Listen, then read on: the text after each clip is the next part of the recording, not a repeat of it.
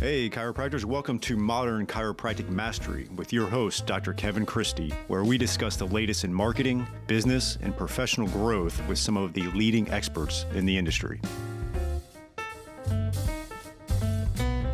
Hey, docs, welcome to another episode. Today, I bring you Dr. Mark King of Motion Palpation Institute, and I was lucky enough to have him a few weeks back present on leadership to our mastermind group. And so I actually invited him on because we had such good conversations around that.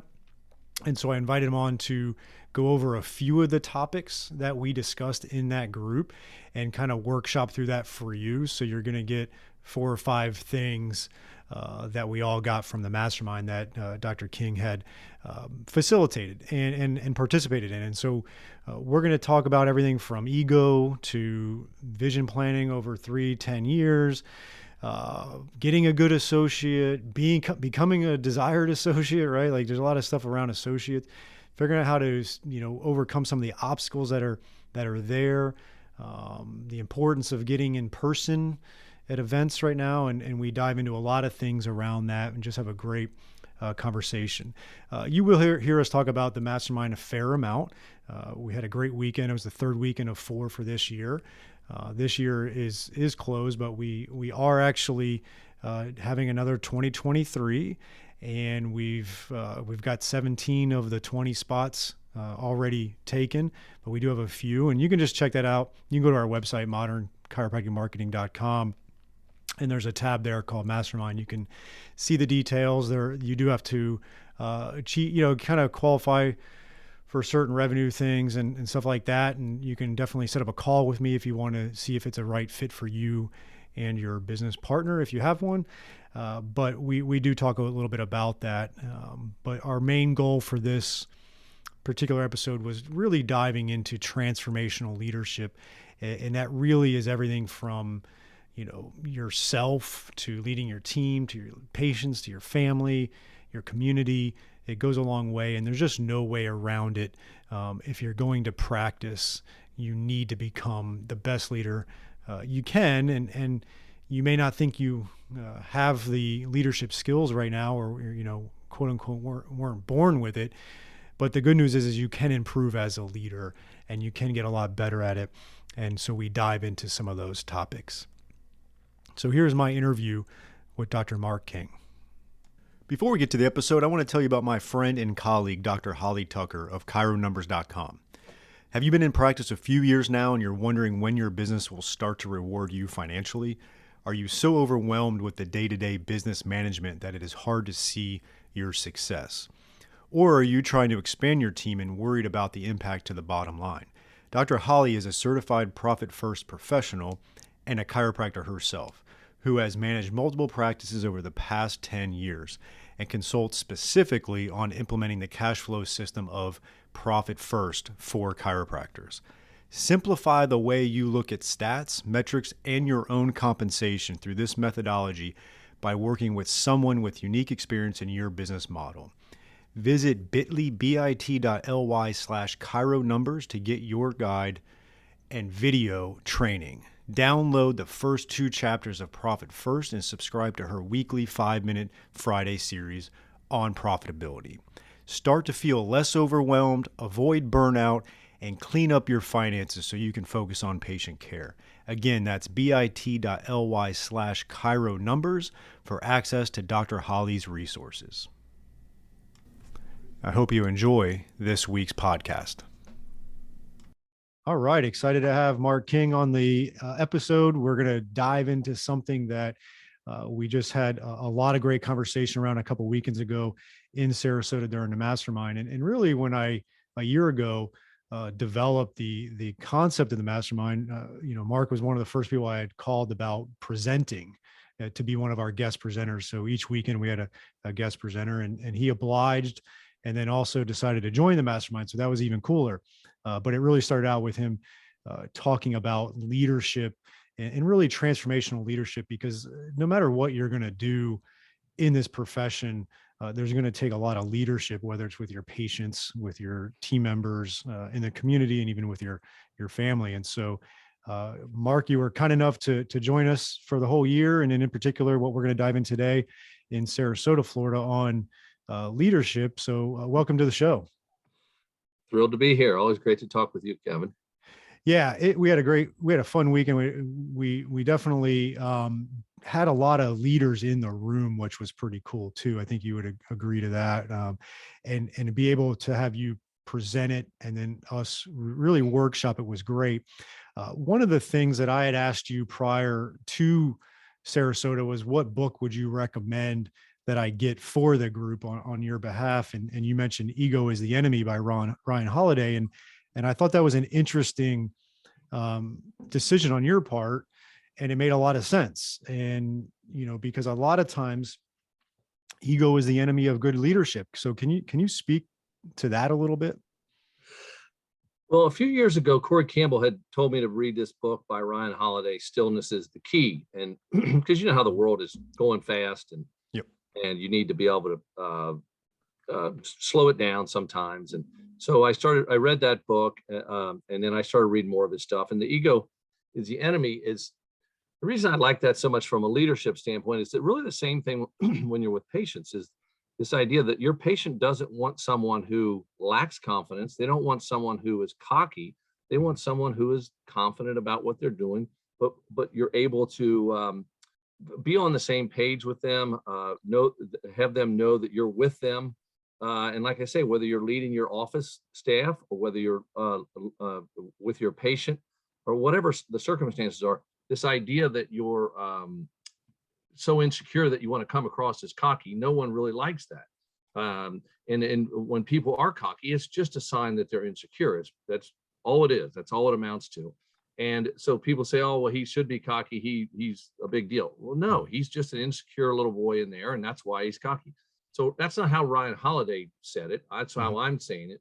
But Ryan Holiday just gives a lot of little situations and examples of leaders through history and why they were good leaders, why they were great leaders, and little tidbits you can learn from that as you go through the book. I really would recommend that to anyone in a leadership position, and that could even be the leader of your children, leadership of your staff, of your patients, of a basketball team or a soccer team. You get the point. So a lot of great lessons in that book. Yeah. And I think one of the keys when you can have that egoless leadership is the sustainability of it, right? Like we see those cult of personalities out there and hard chargers that accomplish a lot, but end up fading away or something damaging happening in their lives. I mean, we've seen that all the time where that happens and the ego just completely undermines the whole thing. And so, if you're going to be in this profession and have a successful career, you need sustainability, right? You need sustainability in life. And that's why I think it resonated with all of us when we chatted about it that particular weekend. Have you ever read the book by Jim Collins, Good to Great? Yep. He used all these examples of good companies that either became great or fizzled out. Mm-hmm.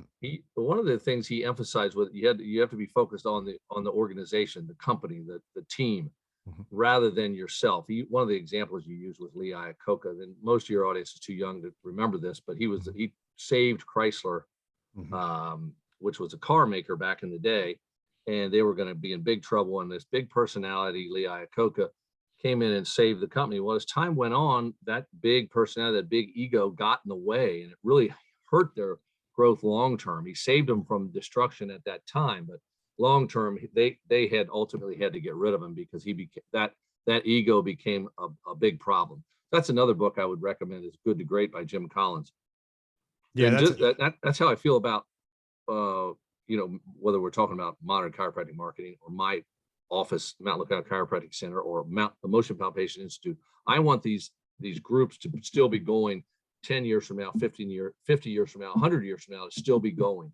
And one of the ways to do that is to think about the company, what's best for the company rather than what's best for you all the time.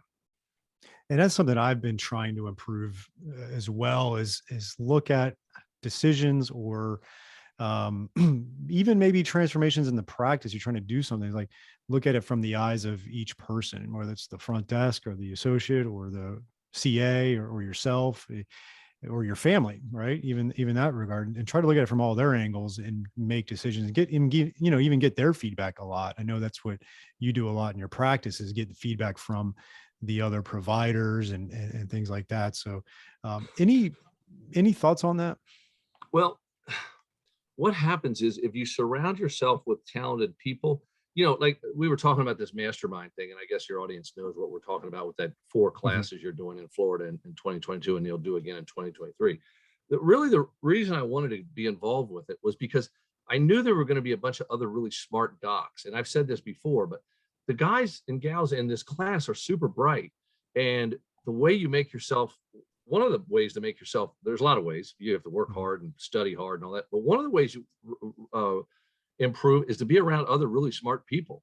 And if you're around these other really smart people, you share ideas, and you gain ideas from talking to from these other docs, like I didn't think of that kind of thing. And so put yourself around other talented people. Don't always be the smartest guy in the room kind of thing. That was the draw for me to that mastermind group, was that I knew some of the guys I knew, and most of the guys I didn't, but I knew you were going to attract guys that were smart and doing well in practice and working hard. And I knew I would learn stuff from them. And yeah, it was amazing just to be around them, and also, quite frankly, a lot of fun to be around. Yeah, it was. And, I think one of the things that I noticed over the few weekends of, I obviously known you for a long time, but in these settings, it's a little bit different conversations, and everybody's willing to share issues they may have within their practice and stuff. And there's been a few conversations, and you will not mince words when it comes to an employee or a team member or an associate or a doctor that is just not cutting it. Like, you're straight, like, you got to get rid of that person, right? Like, and that's a testament to you knowing, like, you need talent around you, because if you allow B players that, like Jay talked about in weekend 1, Jay Greenstein, if you allow those B players and C players and into your team, it's going to affect the whole thing. And then now you're not providing leadership. And so there's been some people where they're like, oh, I got this team member. And you're like, you'll ask them questions of like, did you try to do this, coach, or this, that, and the other thing? And if everything's been exhausted, you're just like straight to the point. It's like, you got to get rid of them, and I admired hearing that a couple of times. Well, and that's easier said than done by me, but it is so important. So that's one of the reasons why I say you have to filter so hard on the front end. Whether I'm talking to someone who wants to be an associate in an office, or whether it's the owner doctor who is getting ready to hire an associate, you need to take your time and find the right person. I will admit to having gotten lucky on a lot of the people that I have in our group. We have 8 chiropractors there and a couple of physical therapists and PTA. These chiropractors in my office, they're just unbelievably talented, but I knew that going in. Now, that does not guarantee that it's going to work out. That only means you have a chance. They're honest, they're super smart, they're super hard workers, they're intrinsically motivated, as Corey Campbell always says. They are the real deal. Even with that, you still might not work out, but at least give yourself a chance and start with somebody who's honest, who's smart, who's willing to work hard, and wants to be part of a team. And then that at least gives you a chance going forward. I always joke that, if you love your spouse, marriage can still be challenging, right? I mean, even if you love them, if you don't love them, there's no chance. Yep. But if you love them, at least you can work on it, and make things work, and you know what I mean. And in your office, if you start with that quality person, you at least have a chance. And if you start with somebody who is a B player, like Dr. Greenstein talked about, you don't have a chance. Yep. Yeah, no, it's totally true. And so I think that's something that we kind of struggle with. And maybe that takes some time and confidence to get to that point where you can realize, like, we did everything we could to coach this person, and they just couldn't get there, and then moving on from them. So that was it's hard. It's hard to do. It's hard for you to admit that you got the wrong one. I just did this a couple of years ago with a person that we hired that I screwed up. They got the wrong one, and had to let her go. And it was hard because she wasn't a bad person. She just wasn't going to fit. And that's part of that ego, right? Like, sometimes you're like, your ego gets involved, is like, you don't want to admit that you made a bad hire. Bingo. Right. So sometimes when you really can get clear on not having ego on stuff, it opens up objectivity, and you can make the right decisions. So I think the And you ego. always think, oh, this person's going to come around. But Mhm. if they're, you know, if they're just, if it's just not there, you just have to accept it. It doesn't make them a bad person. It's not a fit in your office. Yeah, yeah, definitely, and that's no doubt. So that was, I thought we had a lot of good conversation around that. Another topic we'll kind of segue to that we dove a lot into, and we even broke out and did some of this, was kind of a 3 and 10 year vision. Can you just give us a little bit of a thought process on what you've done in your career around a 10-year vision, and then we can kind of go down to the 3 year. Well, first of all, uh, Kevin's lying. It was a 3, 10, and 25-year vision. And of course, then the people in the audience said, well, Mark can't do the 25 years. He's going to be dead before that comes around.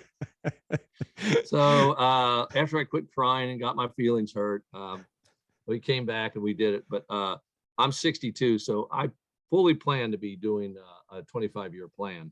I've been around in 25 years and still doing stuff. But the idea of the idea of the 3 year and 10 and 25, the idea of this physically going through the exercise, it's amazing how helpful that is. You think, well, okay, so I want to, you know, have a fancy car in 3 years, or I want to do this with my practice and have 2 associates. You need to write it down so you know where you're going. If you don't know where you're going, it's just, life just happens to you. So the actual physical exercise that we went through with 3 year and 10 year plans, where do I want to be, is very helpful. And it organizes your thoughts. It gives you a direction. And then you can say, okay, how do I get there? Because once you figure out what you want, then you can reverse engineer that and say, okay, this is how we're going to get there. I just found it was a powerful exercise. And you may say, I want to do a 1 year and a 5 year. Irrelevant. Pick, Kevin picked 3, 10, and 25. I thought that was fine. If he just said 1, 5, and 15, I would have said that's fine too. That's not the point. But if you sit down and really think about where you want to go with this, you can really help yourself get there. Just the process of going through that is very helpful. Yeah, I thought that went well. You know, you and I had a phone call, you know, a month or two prior to your presentation, just to go over things, and you had in there, you know, 10-year and vision and all that, and I had done a lot around that. And I was like, okay, because basically the way I needed to structure it was, you do the morning, and then I kind of facilitate the afternoon as far as working through the material that you presented. And I was like, all right, this is perfect. Each of us are going to go through a 10-year and really dive deep into the 3 year. I kind of prepped everybody ahead of the weekend. I was like, okay, what's your 10-year vision? We don't need to necessarily reverse engineer that right now, but I want to know what your 10-year is. And then let's reverse engineer the 3 years and go from there. And for me, it was eye opening, because I started the 3 year vision back when I turned 40, and I'm kind of wrapping up age 42 here. And I'm going to do another one based off that particular weekend, where what does, you know, age 45 look like for me, and get very clear on it. And I got a lot of good feedback from that weekend on people doing that and really putting together the plan, and which was pretty neat too. In that strategic coach tool that they sent us for this, it has you list out the obstacles. And you know, Ryan Holiday has another book called The Obstacle is the Way, right? And so we were able to kind of take the obstacles and say, okay, what would prevent you from having that? And then you got to actually develop a little strategy for every obstacle. And that really seemed to be eye-opening for people, which was pretty cool. I'm at a little bit of a different crossroads, so to speak, compared to some of your audience, because I'm older. I'm 62, and at some point, do I want to sell this clinic that I'm involved with? Do I want to focus on one aspect more than the other? I mean, you go along and you work hard and you make some money, and you don't have to work quite as hard, and you can goof off a little more and ride your bike more or something. And so what do I want to do exactly with this? I'm very much involved still with patient care, and very involved with Motion Palpation Institute. And so I like those things. I want to stay involved with those things. And it's a good way for me to think about, now, what do I want to do with this practice I have now versus 3 years from now, today versus 3 years from now versus 10 years from now, what do I visualize happening? And for me, it was just a helpful exercise. Yeah. And then to kind of, transition that or bridge the gap between doing it for yourself, because all of the people in the mastermind are practice owners or partners. And but then the key next step is, once you've gotten super clear on your, say, let's just call it the 3-year vision, part of the leadership is then being able to enroll your team members into that, and get them to be bought into it as well. And now everybody's on the same page as far as a common goal. And I think a big leadership fail I know I had in the past was I would do these for myself, but I never would actually enroll other people. And that was part of why I kind of put myself on the spot and did a presentation to you all, to kind of practice that, because I'm going to present it to my team. And I wanted to, present it to you guys and just get some feedback. And because you have to enroll your team in these visions that you have. Otherwise, it's going to be really hard getting there. And that kind of reminds me of that image you had on one of your slides, which was the difference between a boss and a leader. And it's that picture, which some people might have seen, where the boss is like pushing the cart, or like whipping them to pull the cart, right? And then the leader is kind of like leading the way, type of deal. And so I thought that was a pretty helping pull. helping pull, exactly.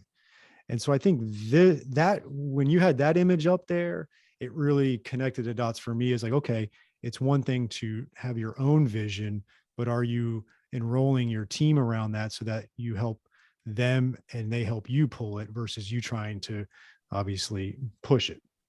So in our office, we're always talking about culture. I don't use the word culture, but we're always talking about how we're going to do things. And one of the lines I use is, if one patient ever feels like a number in our clinic, then we've really screwed up. That's when we know we've lost it. And so we can't ever have a patient feel like that. They have to feel special, because they are. And we have to work around that. So our staff has bought into that concept. My docs are all bought into the idea that they have to be the best clinician on the planet. And that they are incredibly sharp, and they're always reading and always studying, always taking classes. And there's a little bit of a healthy competition amongst the docs, because they all know the other doc is sharp and I better not fall behind, kind of idea. There's no room for mediocre. You would just get drowned if you were mediocre, kind of thing. Yep. And I think that's healthy. But this idea that, okay, so this is the way I say it, a little bit silly, but do you ever tell your kid, "Oh, I love you"? And you're like, "Well, of course I tell my kid I love him." Well, why do you keep telling them? Don't you think that you've told them before? Don't you think they know? But you tell them you love them again anyway. Yeah. Same thing with your staff. They know your culture needs to be repeated. The things that you do needs to be explained again and again. Like, we all think that our staff understands exactly what kind of technique we use. We're activator, or we're Gonstead, or we're motion palpation, or whatever it is. They understand it less than you might think, unless you are repeating it and talking about it and describing it. And the recent staff meeting, I showed a little video of me doing an adjustment on a patient and kind of explaining it as I went through. And I showed a thing that I show patients sometimes about how the importance of respiration, and how to get started with respiration kind of as step one in our DNS based rehab. So just to try and bring them more up to date, talk about, why would we order an MRI?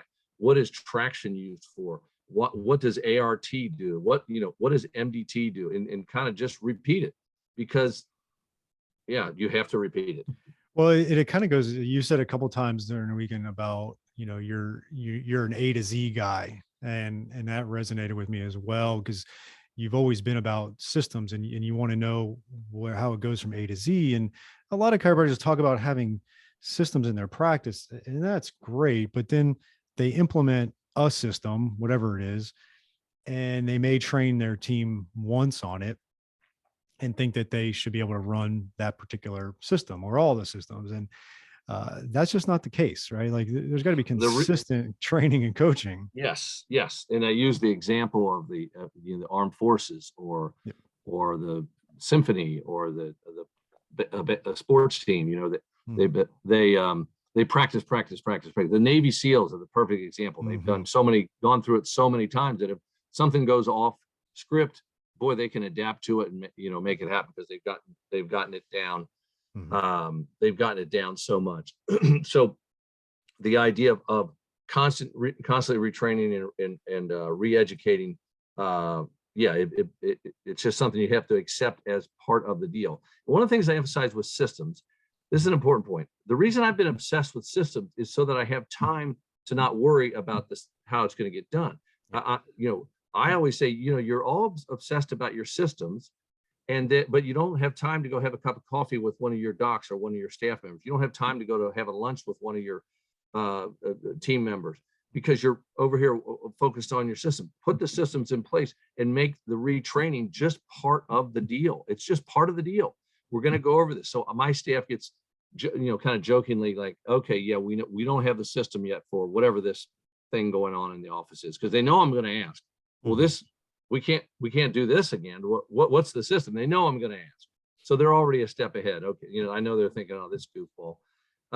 But they know we have to have a system for it. And the reason is so then I can focus my attention on my patients or on my staff, their personal stuff that, rather than just me over on the corner spinning on this system I have to have. Get the system in place. Make sure retraining on it is just part of the deal and do it over and over again. That allows you to have the free time to do things to make a real connection with your people. And I think what we need to realize, and this is something I'm understanding for myself, is that part of the system that you implement has to have training as part of the system, right? And so if you're going to implement something, you have to understand that within that system is a particular training of the system and build that into it. And if it's something that you can't undertake because you don't have the time to train it on, then you probably don't have the bandwidth to implement that right now.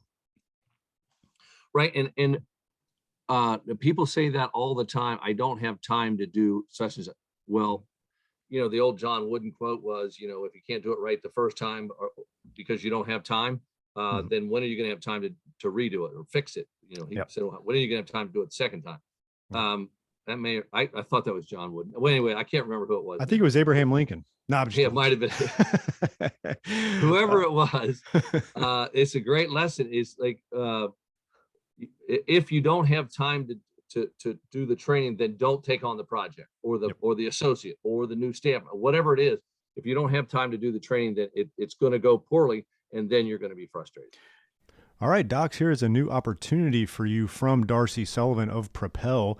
She is our SEO specialist in helping out many chiropractors with their search engine optimization and making sure Google is finding you and getting you new patients. It's amazing how many new patients chiropractors can get and are getting when they do the SEO right and a few other things. And Darcy is offering a free SEO workshop just for chiropractors, and you can sign up for that at bit.ly/propelmcm. That is bit.ly/propelmcm, Modern Chiropractic Marketing, right? And so check out that link, and we're going to have you go over 5 SEO secrets to owning the first page of Google without buying ads. And Darcy's going to give that free workshop, 1 hour, to really help grow your practice and start churning new patients from the ever mighty Google, which is still king in the online marketing. So check that out at bit.ly/propelmcm for the 1 hour free workshop. Hey doc, are you moving office spaces, or you're a startup with your own new space, or you're like me where you need renovations because it's starting to look a little worn after about 10 years like ours is?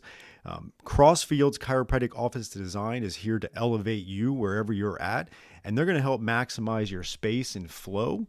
They're going to really help attract and retain patients, and this is going to have a great ROI on your investment when you increase that patient experience. So check out Chiropractic Office Designs by Crossfields, and we have a special link for Modern Chiropractic Marketing listeners, and that is www.chiropracticofficedesign.com/Kevin-Christie.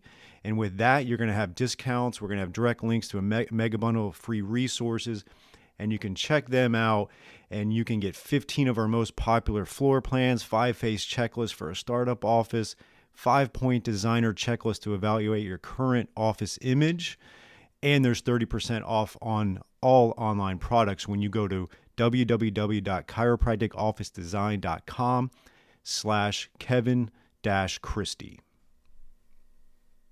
So you just helped me segue perfectly into another thing that we talked a lot about during these weekends is associates, and it's a loaded thing, but like you just mentioned, do you have the time to properly train an associate? And everybody says they want an associate, they want a good associate, right? They want to get a good associate, and it seems to be an obstacle. But you had a lot of good information on that. What are some of the things, and this is kind of we'll start with like a 30,000 foot overview and then go from there. But what is your recommendation to practice owners that are looking for a good associate? What are some of the things they need to be doing to achieve that? Kevin, I have to start with right this minute in time, for whatever reason, no one seems to be able to find an associate. The associates just don't seem to be applying for the jobs. I don't know where they are because they're graduating. I don't know if they're all starting their own. I'm just not exactly sure what they're doing. It's a little confusing to me, but then again, every industry in America right now is struggling with finding people. Now, if you listen to this interview in 2024 or 2025, things may be completely different. But right this minute in time in 2022, there's a struggle to find the right people, and they're having struggle finding the right associate. And I know the associates would say I'm having trouble finding the right position, which, so I know it goes both ways. But what I'm talking about for the owner doctor right now, and what some of them are going to do is they're going to say, I've got to take whoever I can get because I need someone. And please, that's the big mistake, is because that just creates stress and heartache for yourself. It's just not worth. You're better off putting your nose to the grindstone and just keep going the way you are, because it'll save. The net will be that you will save time. So from a overview, though, I emphasize get the right person. Then you've got to have time to work with them and spend time with them, making sure they're up to the quality that you want. Okay. So you have a good one to begin with, and then make sure you train them enough so they can be at the level you are. What a lot of owner doctors do is then they don't want to give up any control. They don't want the new patient to go to the new doctor because either their ego won't allow them. That's probably the reason. It happens a lot. Or they say, well, the patient wanted to see me. Well, at least offer them the choice. If you're not available for a week and they can see the associate doctor today or tomorrow, your staff should be offering that to them. And then you have to give that associate doctor a chance to handle those patients and develop their practice, build their practice. Because if you, in other words, you can't be a control freak, is what I'm trying to say. They're not going to do things exactly the way you do. They're going to do things a little different. And if you cannot accept that, please don't get an associate. So they're going to do it differently. I'm not saying you're Activator and they're Gonstead. I'm saying even within just since I'm with Motion Palpation Institute, let's say you're both motion palpation functional model kind of docs. There's still going to be difference. This guy might emphasize a little ART, and this guy might emphasize a little more DNS, and this guy might emphasize a little more MDT with their adjustments. Okay. Understand that my attitude is, hey, I'm just going to learn from them. I have in our office 2 incredibly good ART practitioners. I have the best DNS practitioner in our area. And I learn from them. I don't care that they're better at it than me. I want to try and get better. So I just learn from them and see how they do things and how they manage things. And here, let me try this on you. Am I doing this right? And we set time aside where we have our little study group, because we have 8 chiropractors and 2 DPTs. For a lot of these things, we just get together, the 10 of us, or counting the PTA, 11 of us, and we'll go over some rehab, or we'll go over some soft tissue stuff that we're doing. But it allows us to, again, to see, to learn from each other. So I kind of went off on a couple tangents. No, that was great. And one of the things I wanted to circle back on with what you said was, and it kind of is that ego thing. And in my practice, 2 things I want to talk about. One was, we do have a certain requirement of our doctors, right? They've got to be really strong on palpation and adjustment. Like, they just have to be. I've been fortunate enough to seem to get good MPI docs that come in, and that they just tend to be really good at that, which is great. So you have to have that. That's like table stakes. And then ART. Now, if they're not certified in it or they're missing a couple of them, I'll pay for them to get that. But and then some rehab. But then from within there, I call it, I let them have artistic freedom, right? And so as long as they can come to the table with the right things that I need, then from there I give them some artistic freedom, and you got to understand that, which is great. The second thing that I noticed, and again, you mentioned it, letting the ego get in the way of letting them have some access to patients and some of your patients. It was pretty eye-opening for me, because as a lot of people know, I just exited patient care, and so many of my patients transitioned to my other doctors, and I don't think they miss me that much. Right, right. That's Not, because your other doctor's good. yeah, they're trained well. They do a good job. We communicated well with them in the transition. They've trusted our office for 5, 10, 12 years. And they know that someone that I'm going to hire to care for them would probably be better than if they left and went to another chiropractic office that they don't know. Right. As I saw that, I realized, like, you know what, you may be great. I had a great following. I've done a lot over 18 years and stuff like that, but it wasn't as hard to transition my patients as I thought it would be.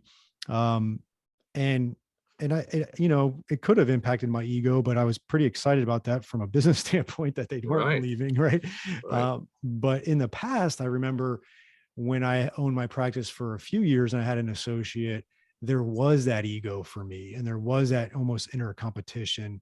And it really, I feel like, looking back on it, having some, self-reflection, it definitely sabotaged the situation. Well, I always have traveled a lot between MPI and whatnot. And so I've been gone a lot from my office, a fair amount anyway. And so I always tell my patients to see, one of the other docs when I'm not Mhm. available, because I put them on a care plan. I've OCD about a care plan, and I tell them that this is the care plan. I'm going to be gone for a week or a weekend or whatever, and you're on 3 times a week or whatever they're on.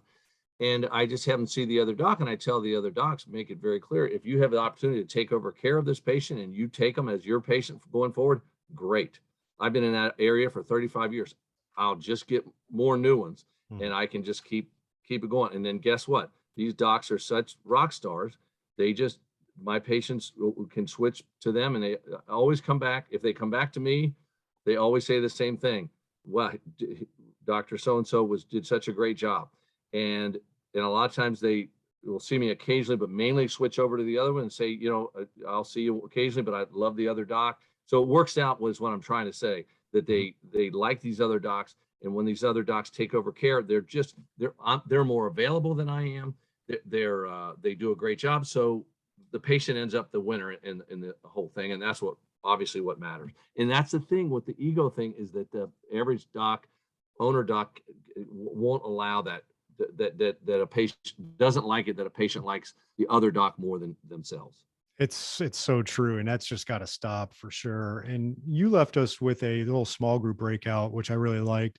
And it's kind of a great little uh, homework assignment for our audience. And you had us discuss with our group any roadblocks in regards to hiring and developing a successful associate. So again, it's hiring and developing a successful associate. And we worked through that as a small group. And I think for our audience right now is be honest with yourself. Like, it's just you. So, get your ego out of the way for a second. And really, what is your roadblocks that are preventing you from doing it?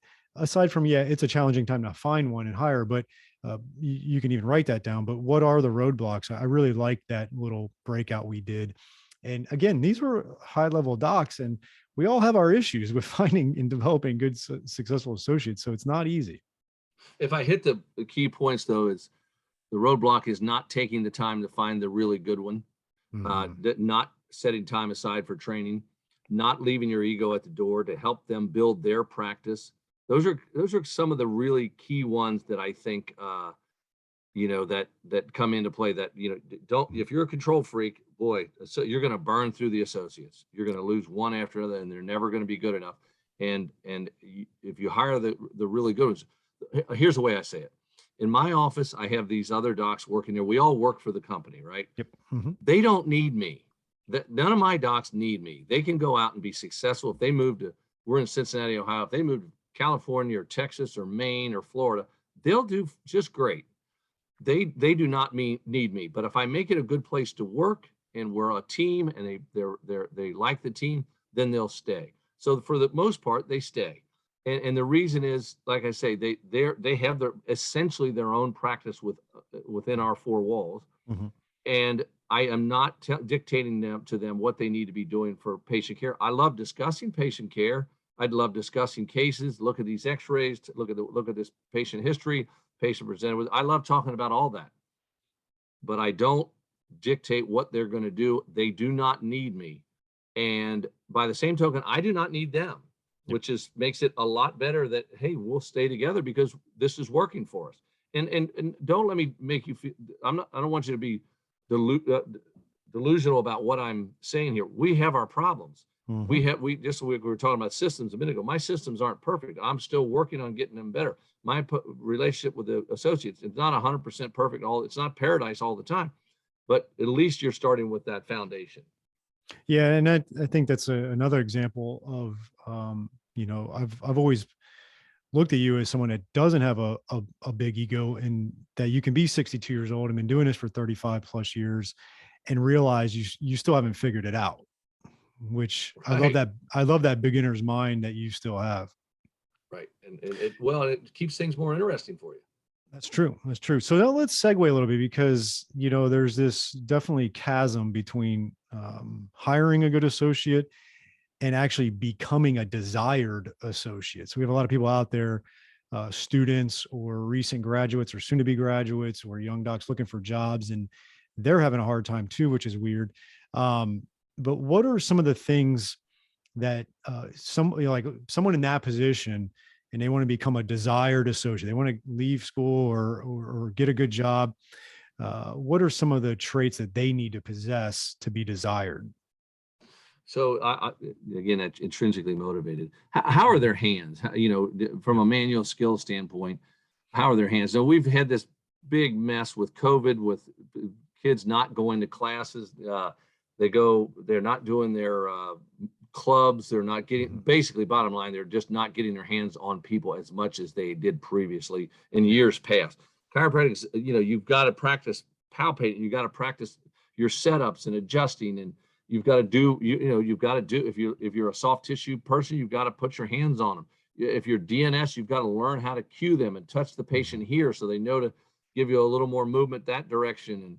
And, if you can't develop your hands, that's a big downer. Now, obviously, if you're going to do a nutrition practice, that's not as important. If you're doing strictly real pure MDT, not as important. But if you're doing motion palpation based kind of stuff, going and doing palpation and adjusting, boy, you better develop those skills. And then you better be able to develop the skills to do case management, be able to do a report of findings and be able to explain to a patient what their problem is, and be willing to put them on a care plan. And I say this over and over again, these patients want a care plan. They're coming to you because they don't know what's wrong with them. They don't know what to do. They want some help.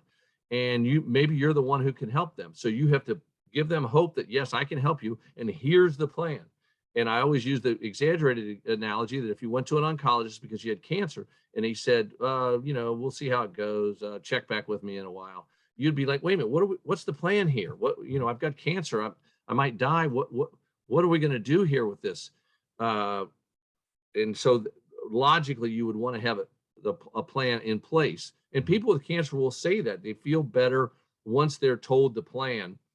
Patients, when they come to you, they're in pain routinely. Most of them come to you because they have pain and they need a plan for how I'm going to get out of pain. How am I going to be able to pick up my grandchild, or how am I going to be able to swim on my high school swim team, or whatever it is? They need to know the plan so that they can go back to that again, whether it's get out of pain or to be able to function better and do the activities they want to be able to do. So I'm getting long-winded, backing up to your original question. Yeah. Can you manage a patient from a standpoint of, have you been developing your hand skills? And two, can you explain to a patient and put them on a care plan and manage that patient going forward? Those are, Yeah. if you want to be valued or desired, bingo, that's where it's at right there. Yeah. I was telling you the story over dinner, one of our small group dinners, and, MPI was obviously instrumental for me. I was kind of lost, I think, going into try 4. I wasn't getting any hands on. I was kind of getting, sucked up into the other side of the profession I really wasn't enjoying. And it was, Mark Hawkins who first introduced me. And I was lucky where Brett Winchester was actually a student later on. He was a later try, but he was the club rep for MPI. So I got to learn from him early on. And I found a group to where I was doing, instead of playing ping pong for every lunch, like I started going to MPI club and getting a ton of hands on. And so by the time I got into student clinic, was better than most, and, not perfect by any stretch. And then I would say the big difference is, like, when I graduated, I felt confident that my hands, my palpation, my adjusting would have a better chance of getting me a job than losing me a job. Right. And a lot of, whenever we're interviewing someone or we have someone come in, most owner doctors are going to have you adjust them. And I think every chiropractor that has owned a practice and been doing this for a while, that has had a young doc, adjust them right out of the gates, you can say, okay, that person has potential, knows what they're doing pretty good. Like, like right out of the gates, or you're like, oh, that's pretty bad. And I felt like my skill set coming out of school, was it perfect? No, it takes years for it to get better, and we're all still working on it, right? But I felt like it had a much better potential of getting me a job than losing me a job. Yeah, I think that's spot on. And yeah, that part where they say, hey, can you adjust me? These docs they know you're going to be touching their patients Yeah. in that clinic, and they want to know that there's a level of competence. Yeah, definitely. And I think it's just it's sad situation these last couple of years because of COVID. And it's not necessarily, the student's fault or anybody's fault, but there's a lot of students right now that missed a year or two of actual hands-on. And it's time to really make up for that. And there are opportunities to do that. I remember hitting it hard for like that first year when I first started finding MPI Club, and how much I got better in a year was just significant. So it's definitely not too late, and there's opportunities to get out there. I just think these young docs need to start actually signing up for in-person seminars. And, everybody's, getting back into it. I don't think there's a lot of restrictions in most places. I'm sure there are some, but I know that MPI has been able to get back into person a lot, and you got a lot of different things coming up. You got a Justathon coming up, right? When is that? So that's October 1 and 2 in Kansas City, and that's just a big fun weekend where it really, for a lot of the students, they love it because there's 150 or 200 people in there, and there's 10 MPI instructors going around helping everybody, and it's just a cool event. It's really, for all the MPI instructors, it's just our favorite weekend. We just get to meet all the reps a lot of the reps come from the different cities. A lot, they bring other students, and so it's just we literally call it the Adjustathon, and it's in a big open room at Cleveland Chiropractic College in Cleveland Chiropractic College in Kansas City, and it's a perfect setup for that. Everybody brings their portable tables and sets up, and we go, and it really is an amazing time. I would say that's a good example of a class you can take, and then couple that with going to Motion Palpation Club, or having I always jokingly call it trauma sessions, where you have palpating and adjust sessions in your apartment kind of thing while you're a student. For the docs that are in practice, you make a study club. If you don't have enough people in your practice to have a study group, set up your own study group with some of the local docs. That's what I did when we first got to Cincinnati. We had 6 or 8 different offices that would get together once a month, and kind of a beer and pizza kind of thing at the time. But the point was that you would, somebody would teach us something. We'd all teach each other. Each one teach one is the phrase that they use at the mastermind, is each one teach one, and everyone would do whatever their specialty is and teach.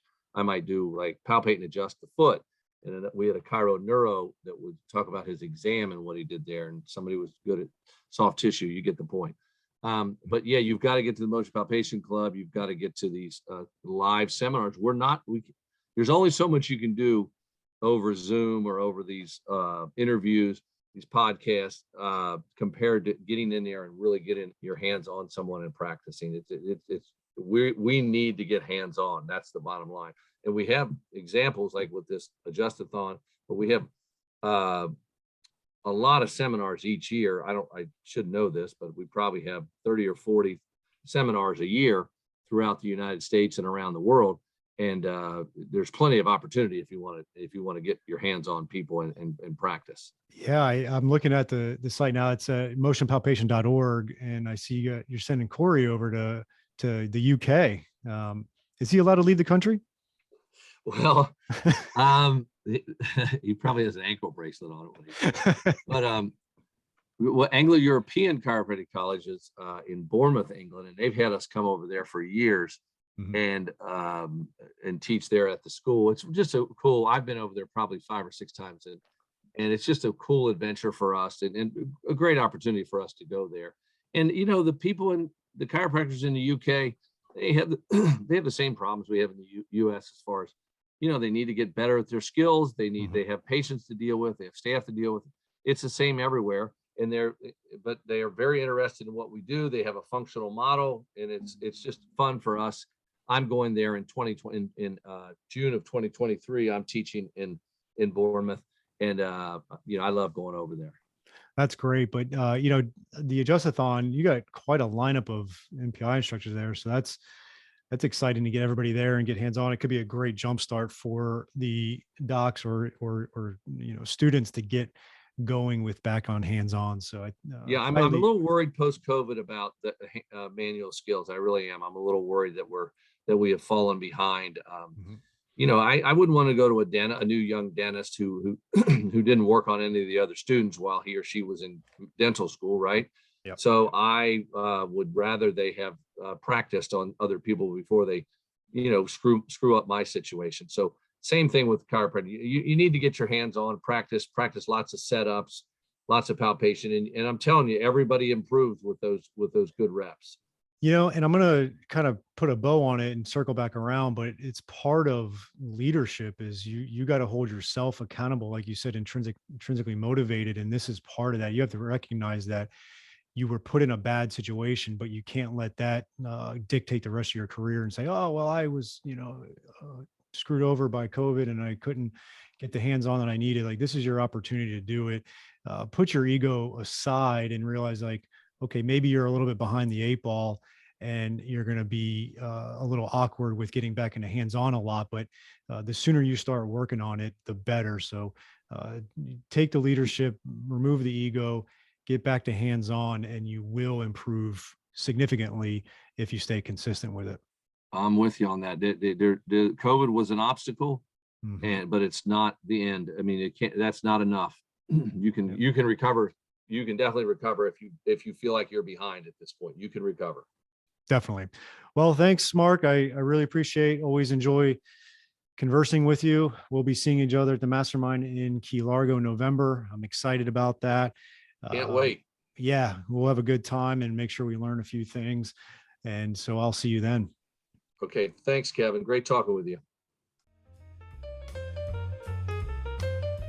That is it for this week's episode, but before you leave, check us out at www.modernchiropracticmarketing.com for all kinds of free resources such as blogs and the podcast episodes. We've got online courses. You can check out the Chiropractic Success Academy there, which is an amazing online coaching system for you at a very affordable monthly rate.